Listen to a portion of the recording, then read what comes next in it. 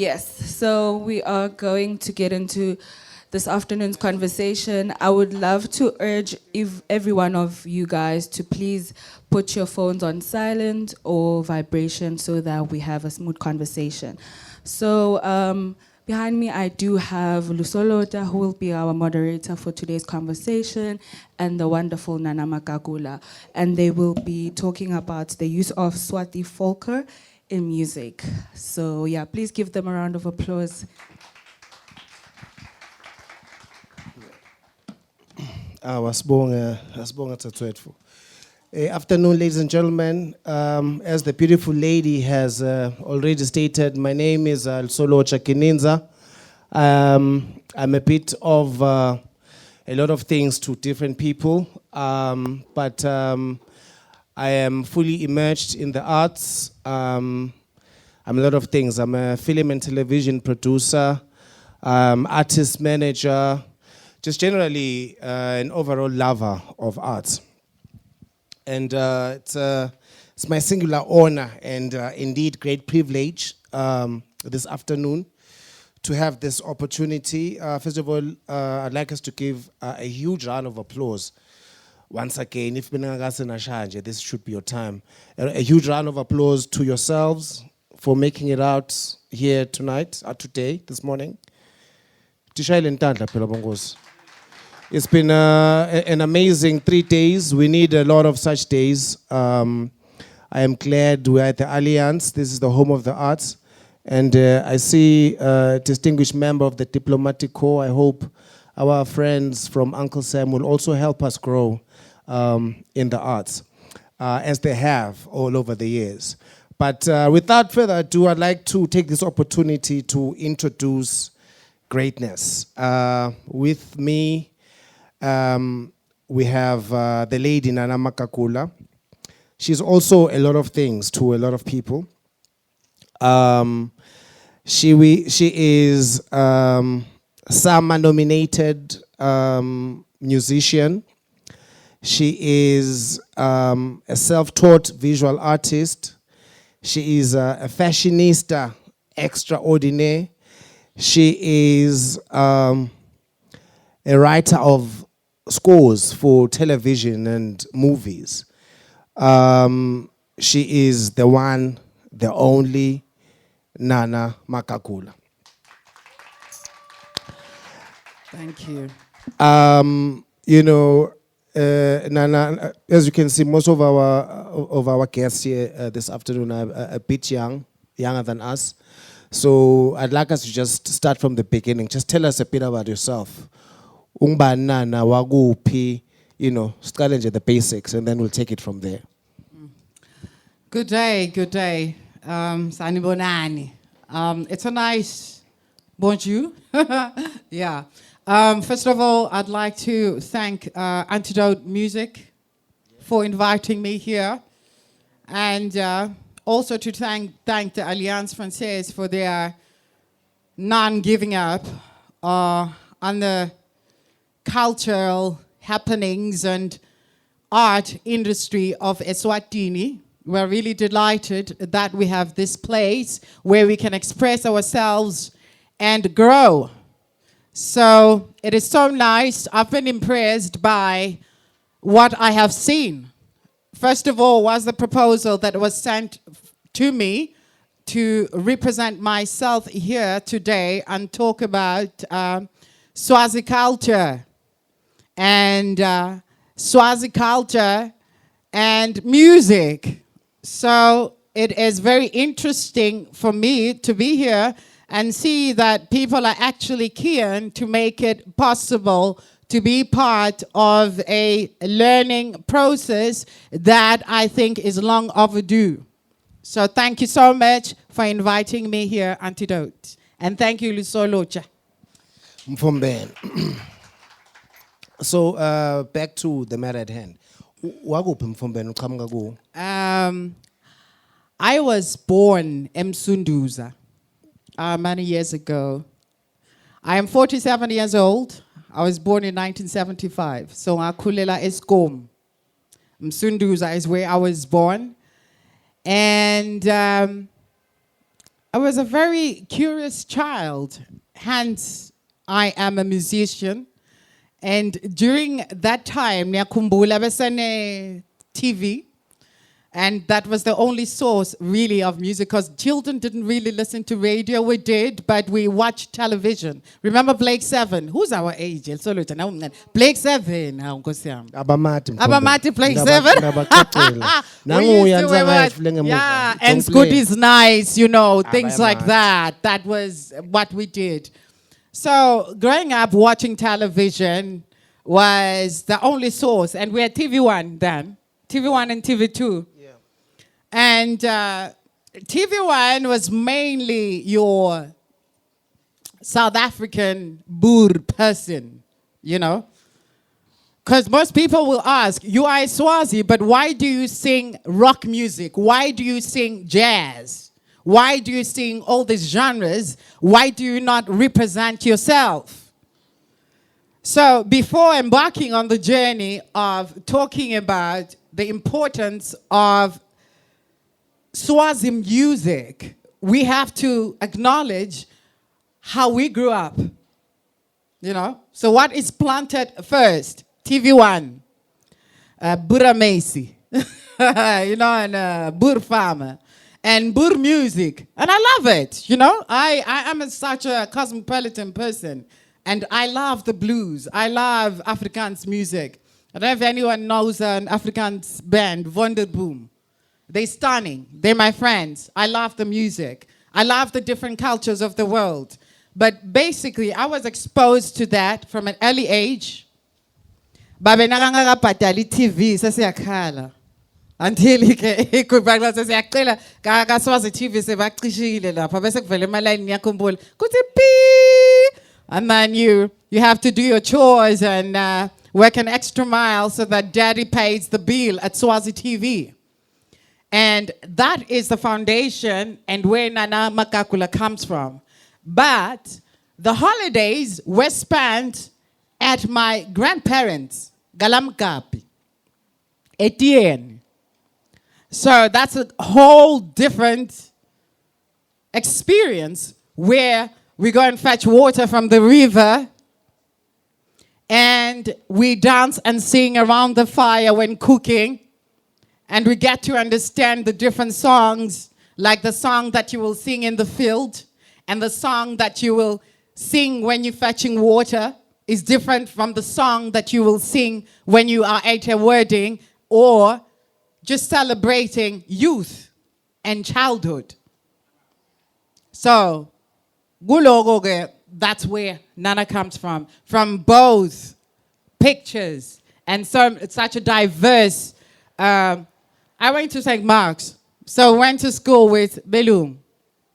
Like in my class, we had so many nations. We had Tanzanians, Ugandans, we had Mozambicans, we had Koreans, we had the Chinese, we had the English, we had Australians, we had Canadians, we had everything, Americans. So I was exposed to the French.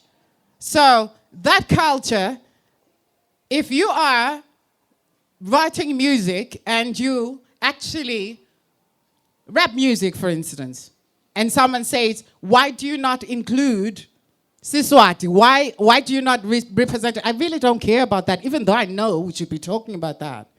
If you can express yourself in English or in French or any other language, what it is that we are looking for is the passion in it. Because if that is lacking and you're trying to be something that you're not, like you're a yappy, be a yappy, be that. So don't listen to people telling you that Nana Magagula was here to tell you that you should sing in siSwati. Do it if you feel like. It's a very sophisticated language. African music in general is very sophisticated. I mean, the score of umgubo, when you look at umgubo, when someone writes the score and the different things that go on in that small moment of sound is such an important aspect of what you're going to become. So basically, because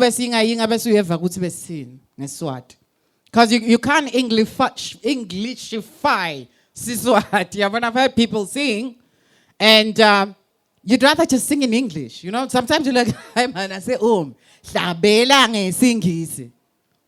When people tell you to learn your culture, it's nice. It's nice to express yourself in your culture, in your language. But if it doesn't work for you, and you've grown up in the suburbs, and you like, No, asengusite mfombe. Yeah, staphinza sibuyele lapho. Ngisafuna ukugudluta mfombe.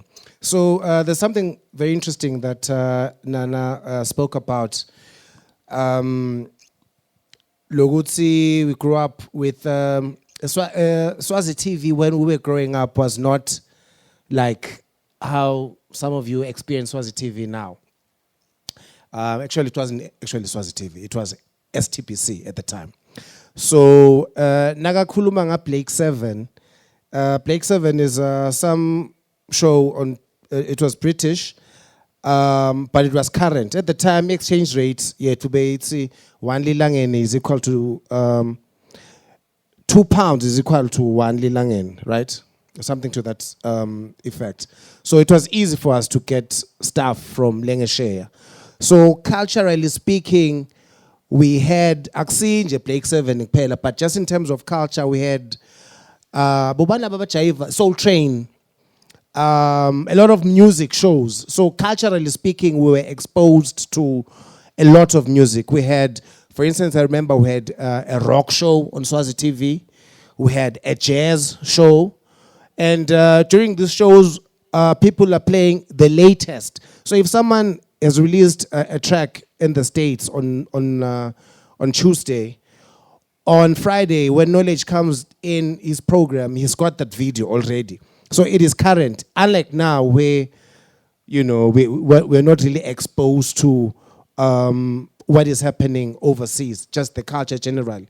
Now that's the first thing. The second thing is that the country, like Nana is saying, was very cosmopolitan because of apartheid. Vusi said this yesterday. We had apartheid in South Africa at the time.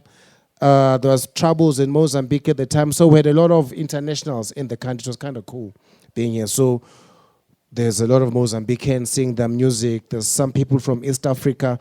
So it was a very lively experience. So you are able to be introduced to new music. How does your roots, now because you said on the weekends or on the holidays, we are gakoko, that's where you learn the stuff. So when did you decide to say, okay, I want to pursue music and then fuse what I learned kakoko? Because I remember back in the day, you used to do a lot of basking around. No, you were always around with your small thing, Lapa. Hi, man, I wasn't basking, I was working. Listen to him. I was actually working inside the restaurant. Basking is when you are outside. Where's Smiles? Smiles, I met Smiles in Holland. I actually met Smiles in the park. Yeah, no, I'm trying to make the difference.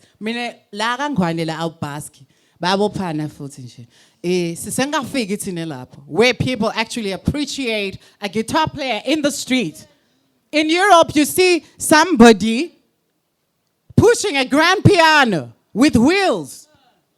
Yeah, he makes a plan. And then he has his hat or his plate and people, yeah, that's basking. I mean, I was working inside the restaurant. I was singing inside the restaurant. But I can bask too.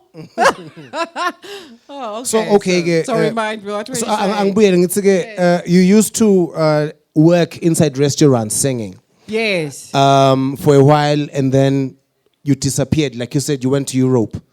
When did you decide to pursue music and then say, okay, because I was singing cover versions of jazz or whatever standards, now I want to do my own thing? When did that thing come about? Okay, I must have been 16 years old, and I met Cecil Mbuli. Cecil Mbuli was a music teacher, but to the military and, the cops. So he was I think we were at someone's wedding or something that's saying for me to have met Lumbufo because he was a distinguished gentleman. So we can't have been anywhere other than a decent place, you know, with a decent function. So we're at a wedding. We must have been at a wedding. But he heard me sing, and he gave me my first Ella Fitzgerald tape. Can you imagine Ella Fitzgerald? Yeah, Swazi from SCORM, you are 16. That's quite steep, huh? So I get home and my sisters are sitting around and I check this thing in. And they just laughed. They laughed and laughed, but I did not give up. I just kept learning. And you guys are privileged now. You have the internet. So you can go and print the music. You can learn the lyrics. I had to listen and write. You know, have you ever said something that is incorrect for about 20 years and then you realize 20 years later that actually the song doesn't say that? I do that all the time. I mean, I sing, but you might think that I learn quickly. Like lyrics, I'm so bad. I like karaoke, but I have to read songs that I should know by now, except for jazz. Jazz, I have a special respect for. Because the people that sing jazz demand that. People like Nina Simone, people like Etta Kitt. So since the first tape that I received to learn and embark on a music journey was Ella Fitzgerald. I was 16 from SCORM, so I became that. But it made it easier to start or begin appreciating umeso. You know, like I say, many people don't believe this. Our music is beautiful and very sophisticated. And you have to love. You have to love something to appreciate our culture and our sound, to appreciate what we are saying. Like, for instance, we swear a lot. Yabona nje Cowboy, my song Cowboy. Unyogo yephu yokujume Cowboy. Inkondlo yephu le. So that's derived from our culture. But basically, the direct translation is not that your mother's a whore and she went to yada yada somewhere else so that she can come back pregnant and give birth to a child that she's not going to look at. It's actually talking about a negligent woodpecker. A woodpecker, a bird. Negligent bird. So it's not about a human being. So the direct translation, sometimes we are misled so much because in Swaziland, there's a few years back, I must tell this little story. I went to SBIS. I was researching for my album, because I produced my own album, 5 Loaves and 2 Fish. So in the midst of that, I had to come back home. And I was looking for the archives. So I walk in, and I found these reels on the floor. They were just like, met me on the floor. She just said, go there. Go to that room. These are our reels. Grab the ones that you want. They'll be written, and then they're shelves.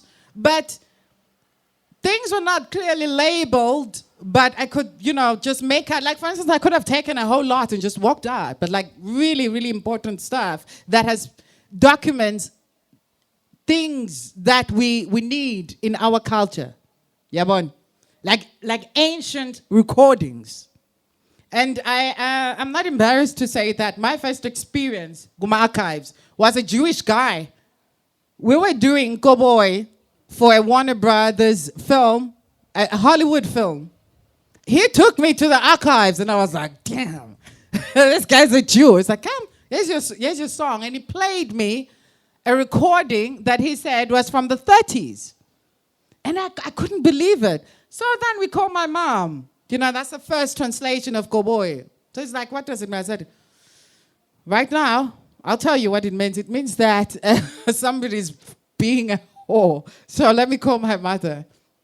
And then my mother started translating. It was a wonderful experience, She's like, oh, woodpecker. How? Anyati. Tabane sisu yekobo atalumfana yekobo adliwe yekobo and so on and so forth. But it's a Jewish guy that takes me to the archive. So when I came back here, I thought, okay, now we need to sort this out because it's like the stuff that you have seen before. What's his name? Ginindza Ginindza. He documented so much. I'm just wondering where it is, if it's fine there, because it's another section as we are sitting here. We need to have a library. Like, for instance, the nice thing is that now you can take things into CDs. So we have a library. Let's say you want to write a song and you want to use your culture and your, something that people are telling you is important. Okay, so you go to the library and then you get but there's labels and there's and most of these guys are going to die now. They're so old. We should be here with them. They should be talking to us about what we're trying to say. Because I think, though, the most important thing is if we do have the archives. So I recently went to the SBIS. It's looking good. But we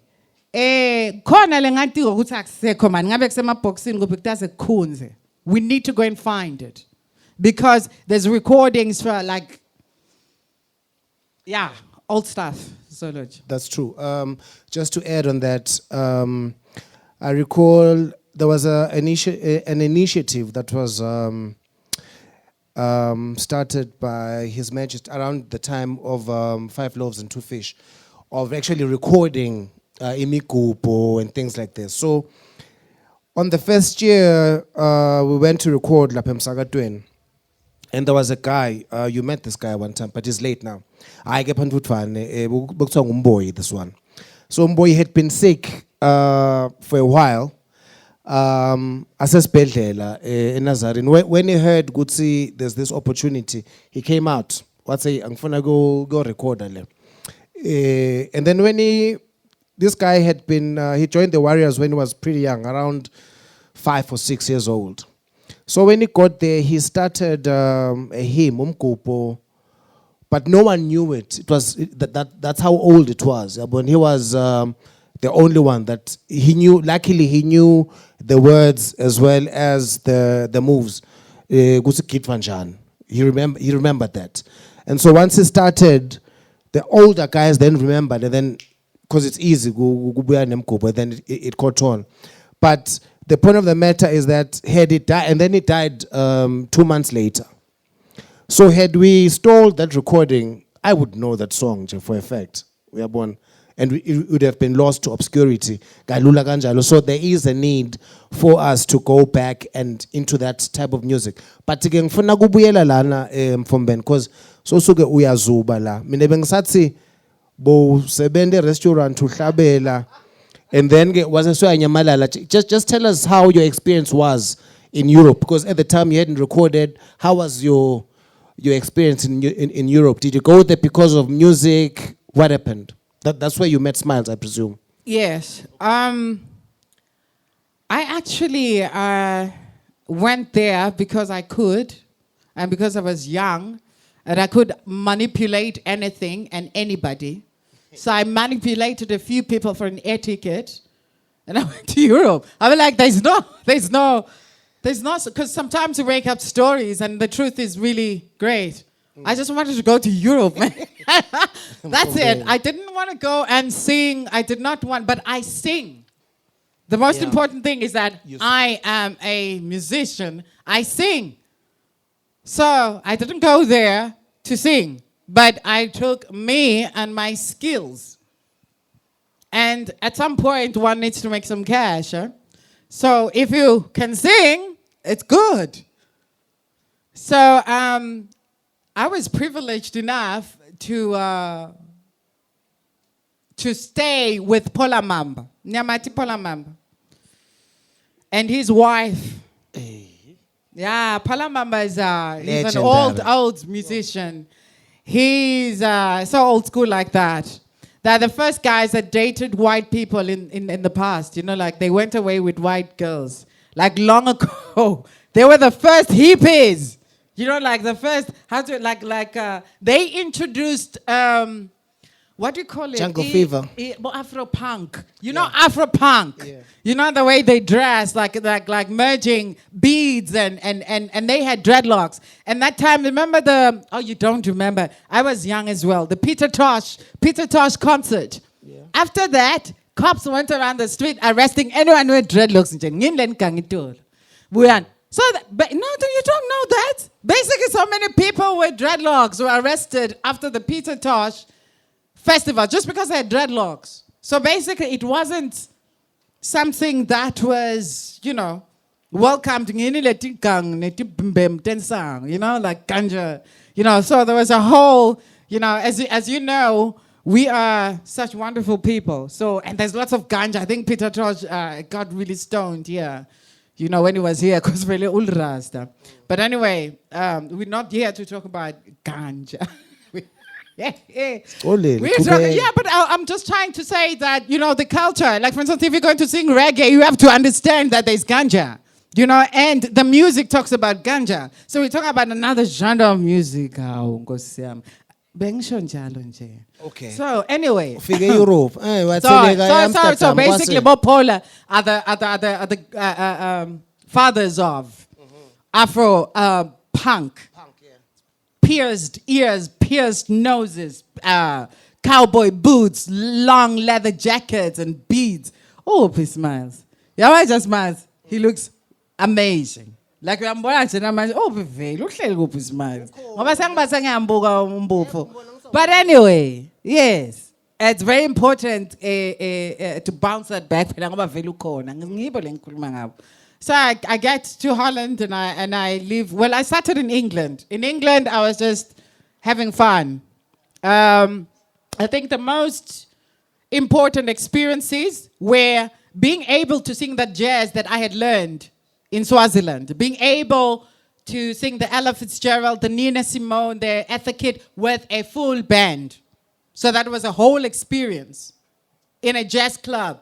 So once a week, anywhere in first world countries, I think most first world countries, and I think in Johannesburg and other, you'll have a proper situation where you can go to a place and there's a jazz band on stage or whatever genre. You go to that specific place where, if you want jazz, you go to a jazz club, and they're just jamming on the day, and you can get on stage. And because jazz is an universal language, that's another thing. Jazz, you can go to, like for instance, if I went to any country right now, I'd get a job. Because if I know the key, I know my key. So we're going to do Summertime, we're going to do God Bless the Child, we're going to do whatever song, jazz. So it was easy. That's what I did in England. But then when I moved to Holland, then I meet Paula Mamba through Cass Mamba, who is here. Remember the STBC news reader?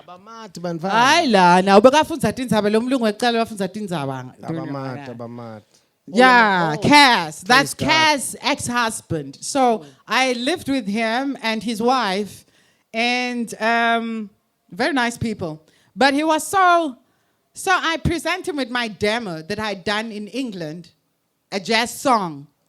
And he says, when I was Eswatini, and I'm like, yeah, so? And it's like, no. You have to sing in siSwati. And I saw Mbira earlier on here. So he had Mbira, and he gave me Mbira. And he said, I want you to play. No, I'm not going to play the Mbira. I said, So he said, can you play this? Okay. He was very good at taking a girl like me and nicely telling her that, okay, but this is not going to do here. If you sing in siSwati, so he just gave me a bit. I said, can you do that? And then I started singing. He said, yeah, but you can't sing in English. Just sing in siSwati. So I started humming whatever came to my head, and it was a natural talent.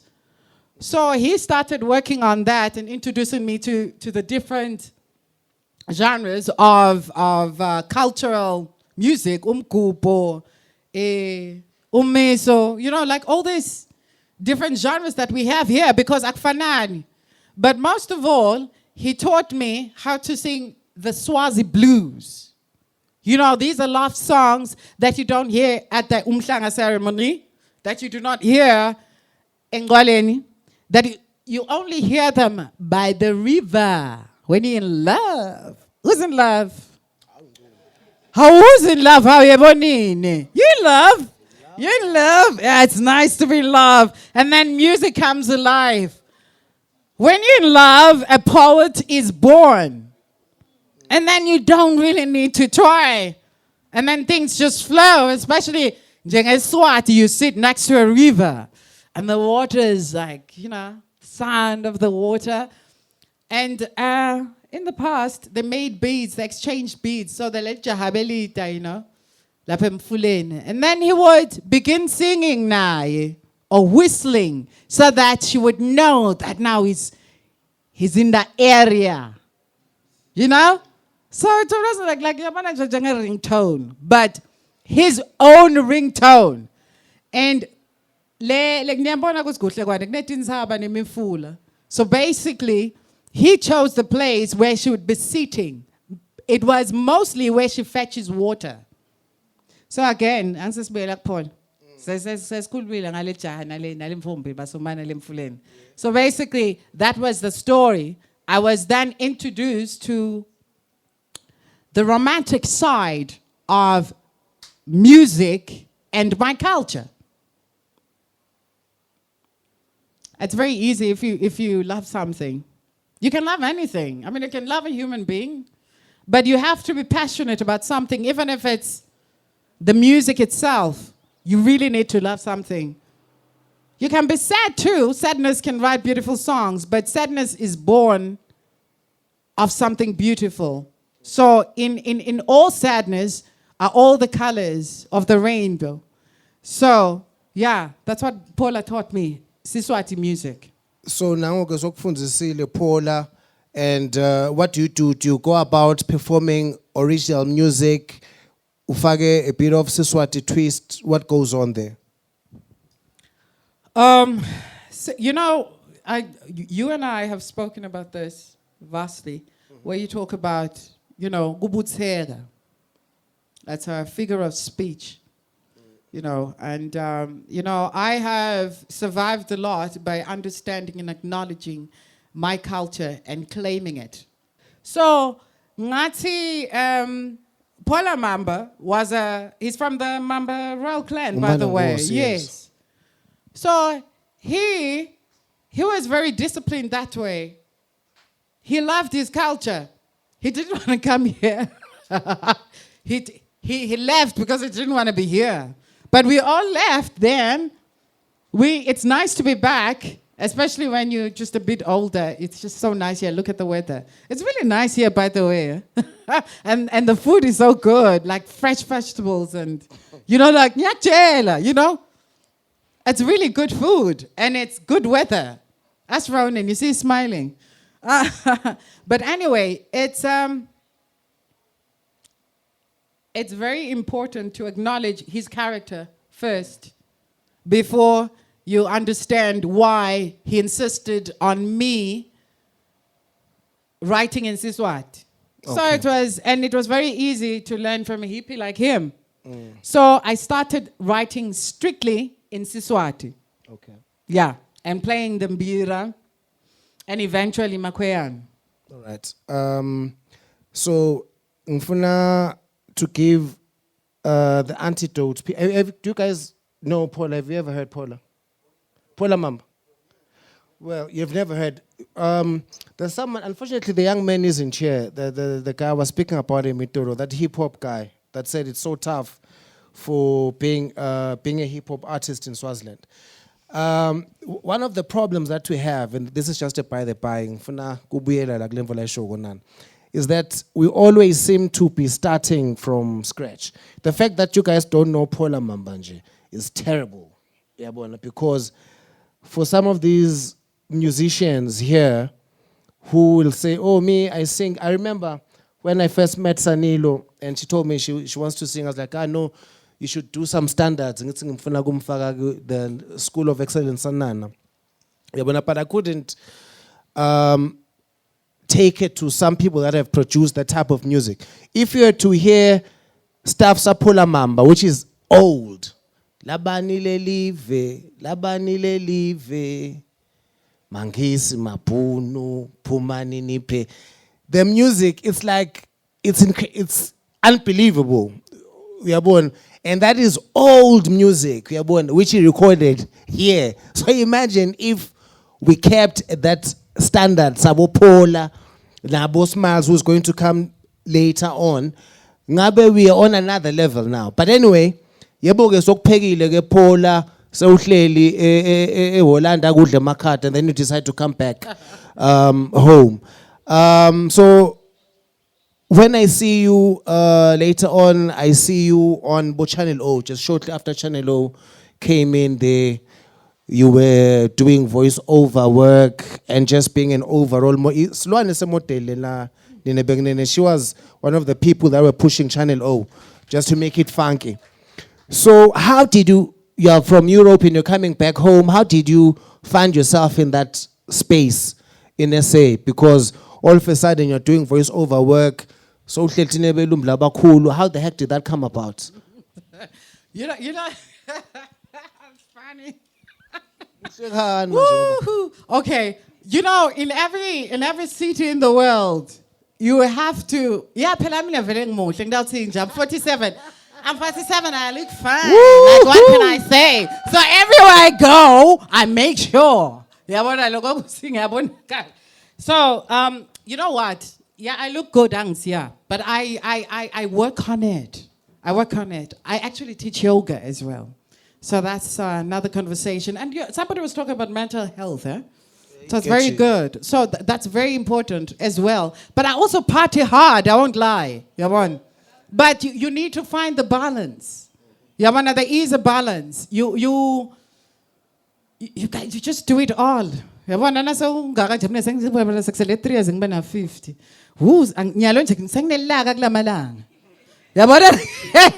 Like if you waste my time, I'm running to 50 and I'm thinking 3 years and I'll be 50 years old, and I'm like, yeah. Anyway, you were asking. Oh yes. Oh, okay. In every country in the world, does anybody know Yeovil? You know Yeovil. If you want to make it in the arts industry, music, you will find a Yeovil in Durban, in Cape Town, in Amsterdam, in London. You know, you have to find these places. And when I came back, I went to live in Mozambique for a while, and I just stayed at a backpackers. And I just wanted the sea, I wanted the sand, I wanted a tan. So I just lived on the money that I had in Mozambique for 3 months. Also, Mozambique is also another oasis of wonderful music and musicians, because they've always learned it at school. Eh? They can score, they can read and write music, they are amazing craftsmen, how do you say it in English? Craftspeople. Yeah, crafts. Yeah. They can make anything. They can make musical instruments to the right place, man. I didn't have a place to stay, so I knew that if I go to a place where people are easy to talk to, like Yeovil, you know, and I had dreadlocks. I have dreadlocks. So it's very easy to talk to another dreadlock person, especially if they're, you know, dreadlocked. So that was easy to talk to a person that is an artist. And then you find a commune. There's places that you call communes. I don't know if do you have a commune here for artists in Swaziland? Because I don't want to say we don't, and then we yeah. Nah. Yeah. So a commune is something else that we need for the people that come from the rural area. Yeah, okay. Yeah, so it for little commune. How then do you get to make 5 loaves and 2 fish? Because I think it will be an interesting story for these young people to hear. Okay. It's actually very funny because most people, like if you go to my friends in Johannesburg or people in the industry, they actually didn't even know I could sing. I used to just sit there. And I was doing photographic modeling, like you were saying. And I actually got some good work, including Castle, you know, the beer, Channel O, and other, you know, because I am a person that is, that intrigues others that are searching for something. So I'd be sitting somewhere and someone would say, I have a casting tomorrow, I have something that you could possibly do. Can you do that? So I won't say that things are as easy as they were for me. Like you're gonna go there and it's all gonna come your way. So I am in Johannesburg and I start writing film soundtracks with Philip Miller because I had worked with someone that was a photographer that knows Philip Miller. Philip Miller is a music producer. He's currently, Nebo Sibaya, I don't watch television. Do you know Sibaya and all these little soapies that are on TV right now? I rarely ever watch them, but I know of them. He writes most of those. So we wrote together Gazlam and Yizo Yizo. And that Goboy for Duma. Mbomogela Duma. It's, you can get it on YouTube. You can download it. It's about a young boy that befriends a cheetah. It's quite a nice movie to watch with kids, too. Do you have kids? Anyway, yeah, very nice. So from there, I sort of like silently worked in the film, doing other documentaries and films, but especially as well as voiceovers. Young voiceover, khuluma kamnandi.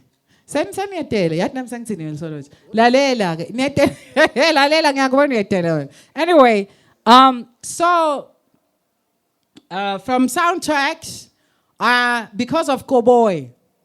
No. I went Nikki Blumenfeld. You know Nikki from KFM? Yeah. She was a good friend of mine, and we also met in the circles. And she invited me for dinner. And went to her house, and the CEO of Gallo at the time, Antos Stella, was there. So Antos heard my music, and that was that. So basically, that's what I'm saying. For me, it was easy, Nkosiam. I have no tragedy. I have no hardship on the way there. So I can make it up and make it sound nice. So, Mr. Stella Atwa, which Antos music Stella. are you It's Gallo music. So, like, It's Gallo which World music? Records. He heard your music. So, what's That up I had music? been working on the soundtracks with Philip Miller. Oh. Yeah, so okay. that was my demo. Ah. And before that, I did have... So, like, you are at Nikki's house, you're just having dinner. Yeah, and then I Say, say, come okay. up with them, Kalen. Ihlale say, Phela idem hlala says, come in. tip. And okay, that's another tip, Gay. Yeah. Always have your stuff. But like have different packages that have your email, your number, your everything. So anyway, Nikki says, then I think you should record an album. And I'm like, yeah, but maybe not now. She's like, no, do it now. And Anto says, come to the office next week. And then obviously, the first thing that you do, guys, you go and see a lawyer. So I had a great lawyer. Somebody that just doesn't get tired of talking. Like, for instance, he would have applauded me by now. You know, he talks. Graham Gilfillan, though. You know Gilfillan Street? Gilfillan ngalangenda sesayini ngebusangikwamile. Yeah. Anyway, that street is named after Graham's grandfather. Yes. Bafike bebangamangisi and so on and so forth. But anyway, he's a very archives person, and he's very strict. And he worked on my Gallo Records deal, and it was very efficient. And the first thing they wanted, though, was my name. It was my name, nah. So I had to choose whether I was going to change my name. And then he just Graham was like, listen, man, you can't do this. So you must fight for things like that. You will. Yabona nje na nonhlanhla bani Dlamini. Wanda album ungnonhlanhla Dlamini. When you walk away from that record company, it's possible that they say that you will never be Nonhlanhla Dlamini again when you're working. Yabona. So these are things to look out for. And because I was writing my own music, so I did get a deal better than others. You know, so I have a producer's deal and I have an artist's deal. So, but anyway, Galo is very reluctant to have me as a female producing producing my album. Yeah, it is my one and only foods. But anyway, it's such a male-dominated industry. And I think even now, people tend to think that things have changed. And you know what? I believe in, what do you call it, Gepa? Bafat. Women, yeah, no, not just women empowerment. What do you call it? Yeah? Feminism. I don't believe in it. I want you to open the door. I want you to spoil me with dinner. I want you to rub my feet. I also don't believe that we should be heard where we should be heard. You know, I want to write my own music. I want to be able to produce it because it's my story. So I want to tell my story. I want to be given the chance to tell my story, not the permission to tell my story. Because once we're talking about a permission, then you have to go through somebody to be able to do something. But I also find that so sexy in a man. I'm in a feeling in Swati. I love that. It is so sexy for me. For a guy, like for instance, I am such a good wife. Ooh, I'm a good wife.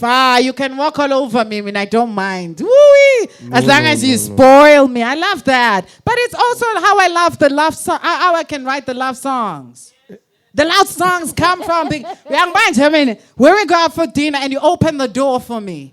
And you spoil me. Don't ask me, have I paid for this and that and that. It's nice to pay the bills, but also to be spoiled as a female. Female.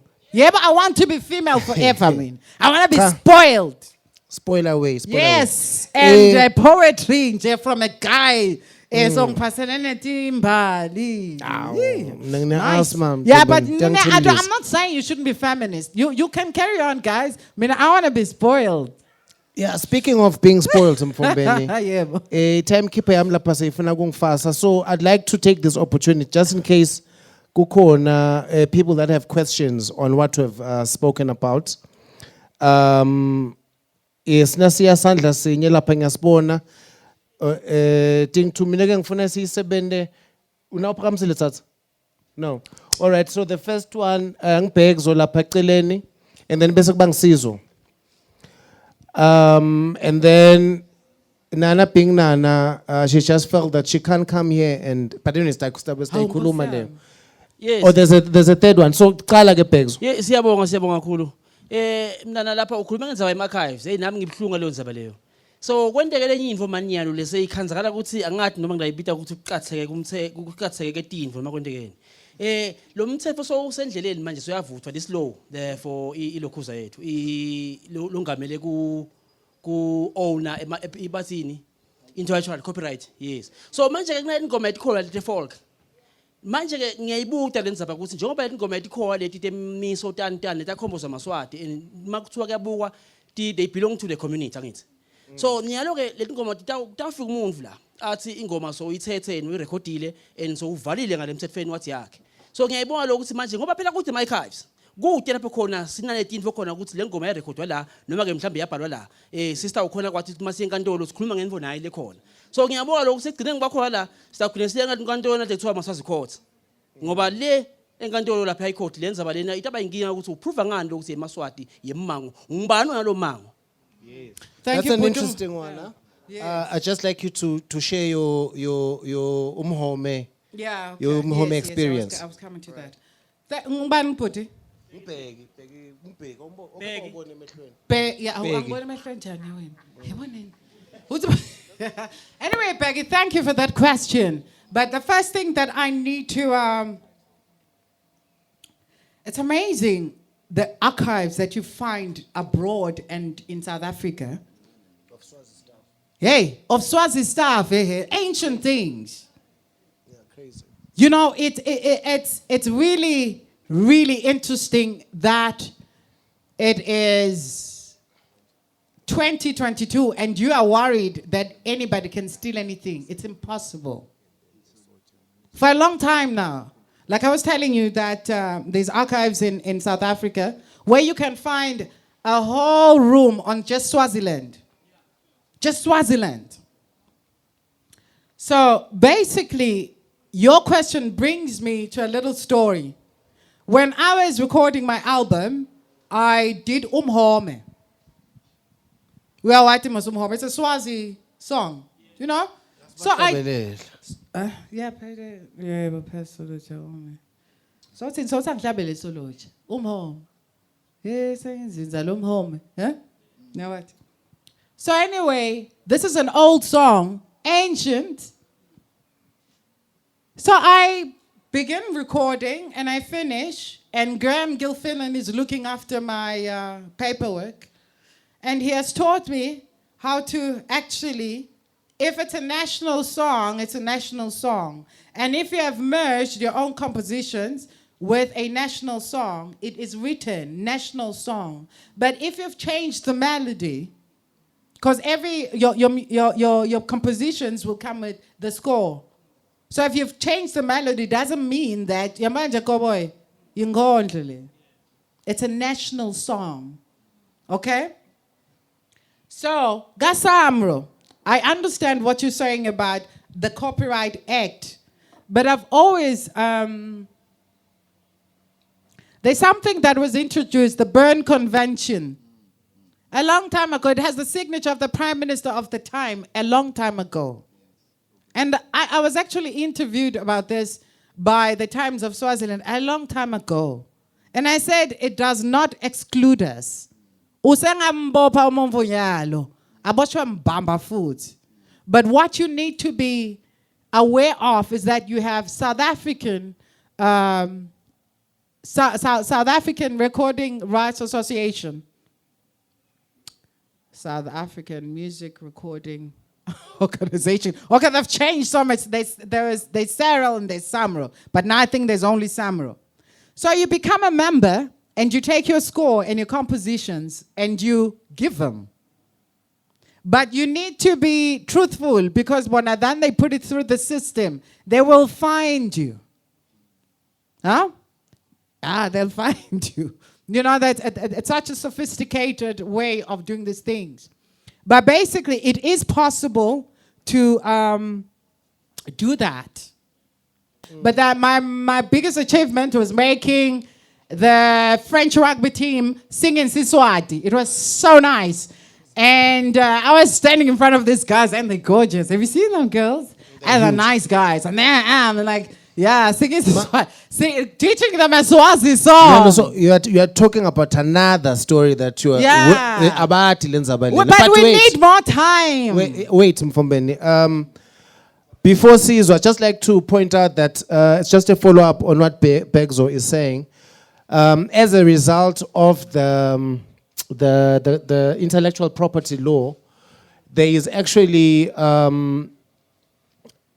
now we have to work on crediting composers of so-called traditional songs, because most of the songs aren't really, for instance, Tingoma Umkosho. There's certain songs called Umkosho songs. So Umkosho, I can create Natingoma nje bedlala eRadio kutsi ngo Umkosho lo actually ilgubhu. It's a song that you sing when you walk. Yeah. So you actually, I can make up words on that song and then people can sing it. So with the advent of the IP thing, now we have to credit Laoma composers so that when the song plays emsakatweni, then they will get paid. Kunengoma nje lethumile, it's imsheshelengwane. The song has moved to become there's a gospel version of the song. So luckily I was present when it was composed. There's a gospel version of the song. Msheshelengwan, Msheshelengwan, Yege Latin Zaba, Talamanye Mav, Msheshelengwan. So that song was composed by. a gospel song. Okay, There's a but we are gospel still version, but Vukubone. yeah, no, I know. Here's the thing. So that song was composed by the late Prince Langsembi, and Ihlabele Mabutfo, and then some dudes remixed it, basha a gospel version, so Satane, Senglo Msheshelengwan. But they didn't compose the song. Ingoma. So when just because they heard guys singing it, Msagato, and they thought it's a national song, like you're saying, Ganzi, Yemvan and goes. But that's not the point. The point is, Sizo has a question. Yes, I have a question. Ngike ngeva ngandlebeni ukuthi we had the first television in Southern Africa when apartheid was happening, and in Mozambique they had stuff going on, and Eswatini had TV, and we had all these cultures flocking into Eswatini, and we had an opportunity to influence Southern Africa at the time. And actually I think we did, because when you go up in Africa, they talk about why not disco in Swaziland. And what I'm trying to get to is, what is going on Lagangwane that is wrong, that we are missing out on this big heritage that was created back then? What did we do wrong? Because now we are allowing countries like South Africa to influence us when we had an opportunity to influence them. We had the first television, and now we are watching their television. We failed to innovate our television and make it bigger in Southern Africa. What's wrong with what's happening in this country? I think that it's very important to know where our tourism lay. What were we selling? Eh? We were selling schools. Waterford.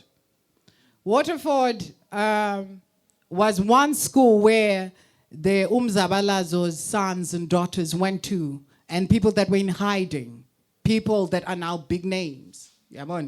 So they couldn't find them. And then you had sex tourism, prostitutes. Guys that wanted to sleep with black women that couldn't in South Africa came to Swaziland because, yeah, they could. And then we had cultural tourism, yeah? So when South Africa got their independence, we forgot where the tourism was coming from. It was always coming from people having sex across the color line. It was coming from our culture. It was coming from, what was the third one? What did I say? The schools. Yeah, the schools. So basically what we need to do is to go back to those infrastructures and see how we can sell them again. Not sex, though. Oh, guys, I didn't say sex, but I'm talking about sex tourism is quite big. I mean, look at Thailand, look at all these countries. It's amazing. It's the truth. No. So basically, you need to know why we are now behind. It's because South Africa got its independence. If you want to marry a white person, you go and marry a white person. No one will do anything. You'll have your colored kids. You have good schools. People can mix. So they don't need to come to Swaziland and do that anymore. So now we need to create a situation for them so that they come back. I'm joking. My battery is dying. Because there's another question. But before that, before your question, I just want to, it's a point of correction when I say we didn't have the first TV station. Our TV station is young 79. I just let him but say it. No. There's you was right on something. We were the first one. We were the first one to broadcast live in color, even before SAPC. Just on top of that, I'd like to make an example of something from my industry. So I was producing a show, 2004. So I'm producing a show for Swazi TV, and Swazi TV had bought equipment, It was At the time, it was 23 million in Malangin, right? You talk about the studio. Yeah. I saw so So, many things outside. man. I-microphone nje ngakangayiboni. Nkole, let's inform. So here's the point of the matter. So we buy stuff, 23 million, right? This is Sony equipment all the way from Japan. The first country that had it was Tunisia. We had this equipment, Avid liquid, what people that are in production would know. It's like top of the range. We were the first ones to have it in Sadak, right? So at the time, about 2004, besabeni some mini TVs, right? But that equipment was so advanced, there was no need for me to bring equipment like a show to STBC. I could email it to them. But Batsibona, no. Sfunus let's sell tape. So this thing could play mini TVs, but Sfunus let's sell a beta. So there is our problem. We don't want to grow. I'll make an example. When we have celebrations and there's those triangles. My triangles so this guy designed these things. The pictures are dead. So this guy designed the thing in the 60s or whatever. Asebende msakatweni wa retire umlomzala. Before he died, actually, this thing came out in the paper. He said, "Sicela nakhen lokunye bantu bami. Lokhu kwakhiwa ngimi bengihlobisa. Yakhani lokunye nje ngoba phela hayi ukuthi sesiboshelwe kulama triangle. We don't want to think outside the box." So that is our problem. Hayi ukuthi equipment site. We had the best equipment lapha emsakatweni. Nyalo sekude stuff. So man, before khulume, there's a question at the back. It's the last one. We've got a surprise for you. Hello? Hale. Okay, good. I'm glad I'm the last one because my comment is actually tying back to what she said in the beginning about being a young black girl exposed to so much international content and so much international culture. So my question really is, what advice would you give to young black women, such as myself, who find themselves torn between the two cultures? We want to identify so much with our roots and our music and where we come from, but because of our schooling and our work and our exposure, we're being bombarded with Western content, really, and kind of influences. So how do you advise young women, young black women who are kind of, struggling between... I think that, that's nice, but you can just be late to it. You're always late. So, no, I'm joking. We just had a thing about color the other day and her being late all the time. I'm impressed with your question. How can I advise young women in general? It doesn't matter what color you are. I think that you should just get a fan, melt some chocolate, and suck it off the ventilators. Life is about that. It is about you. No, it's so true. If you're a woman, you use whatever you have. It doesn't matter what culture you come from. I've seen the most beautiful. Yakumbula Face of Africa. Face of Africa, the scouting was amazing. I've never seen such beauty. Like I makeup. Not makeup. And I like a guy that doesn't wear cologne, by the way. I like that smell of Africa, of a human being. It doesn't matter if you're from Sweden, the farmer, it can, but like someone that is authentically themselves. So basically, this is a battle not just for black women, and you are torn between cultures. We have evolved in such an international and universal culture that it would be a waste of time for you to try and identify with any of them. Like I was saying earlier on about how music should also be something that is universal. If you want to be a big star, you don't sing in siSwati, Vid. To be quite honest, if you really want to be famous, I won't lie to you, don't sing in siSwati.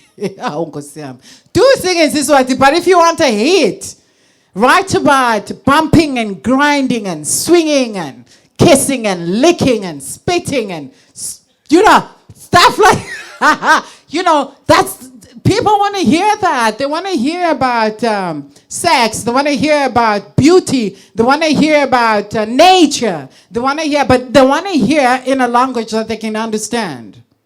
So if you want to be a woman, and you want to be a woman that is, I think just be. If you want to be a woman today, and you want to identify with your culture, you can go to the archives and learn. But when you go and leave that outside, we really don't care. I get off stage here and I have to live a life that is in between so many other people. As soon as I get out of here, I'm in the street, I'm with so many other diverse cultures within our culture. Do you know that we have different accents in Swaziland, siSwati? If you go to Nklangan, it's a different accent. If you go to, people speak differently. It's not the same. And if you know that, then you will know that you will have to work hard to identify with anything. If I were you, I would go to Gakoko. You have Gakoko. Go and spend some time there. Look at the stars. It's so beautiful. But when you and going ouch, command. So if you can do that, but there's something important. Like I was to learn how to whistle. You'd go to the spring and then there's bugs, And if you get a bug, it pinches your tongue. It bites you, your tongue swells, and you think you're going to whistle after that. But you might never whistle ever. So there are so many dung beetles and stuff like that, and beadwork. I mean, you want to learn some stuff, but are you going to live it really? But I think you should just be yourself. Because when you get to my age as well, you know that you should have just not cared. I don't care. Thank you. Thank you very much. Oh, there's another hand. I don't know, but no. So, ladies and gentlemen, we've got a. You'll ask. You'll get to speak to Nana after. There will be another conference. Yeah. But before that, when we were speaking to Nana, thank you very much, Mfumben, for your time. Thank you. Thank you, guys. When we're asking Nana to come and do the talk, she said no. It can't be proper for her to just come here and talk. She just feels the need to also render just a few lines, which is rare. Ngoba phela Nana is a global superstar. So if she says she wants to sing for people, so let's just give her a few minutes, and then she's going to have a surprise for us and just sing one or two lines for us. So thank you very much for the session. If you also have questions, live and direct. Thank you very much.